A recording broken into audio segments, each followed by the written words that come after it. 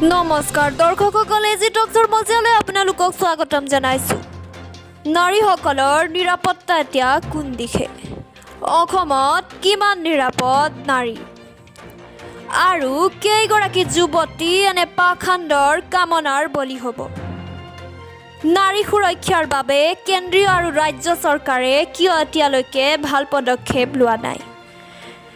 যোৱাকালি সন্ধিয়া প্ৰায় 6টামান বজাত চিলাপথাৰৰ এগৰাকী যুৱতী নিজৰ কামৰ পৰা ঘৰলৈ বুলি উভতি আহোঁতে চিলাপথাৰস্থিত ছইল কনজাৰ্ভেশ্যন অফিচৰ সন্মুখত নাম্বাৰ প্লেটবিহীন ৰঙা বাইক আৰোহী এজনে ছোৱালীজনীক অশ্লীল অংগী ভংগী কৰি শৰীৰ স্পৰ্শ কৰাৰ প্ৰয়াস কৰে। যুৱতীগৰাকী কোনোমতে তাৰ পৰা হাত সাৰি আহিবলৈ সক্ষম হয় যদিও ঘটনাটোক কেন্দ্ৰ কৰি এতিয়া সমগ্ৰ অঞ্চলটোত তীব্ৰ চাঞ্চল্যৰ সৃষ্টি হৈছে। জানিব পৰা মতে পিতৃহীন যুৱতীগৰাকীয়ে ঘৰৰ আৰ্থিক অনাটনৰ প্ৰতি লক্ষ্য ৰাখি দোকান এখনত কাম কৰিব ধৰিছিল। ঘটনাটোৰ পিছতেই এতিয়া প্ৰশ্ন উত্থাপন হৈছে যে নিজৰ ঘৰখনৰ বাবে দুবেলা দুমুঠিৰ ব্যৱস্থা কৰিবলৈ ওলাই যোৱা সেই যুৱতী তেনে পাখণ্ডৰ হাতৰ কামনাৰ বলি হ'ব নেকি?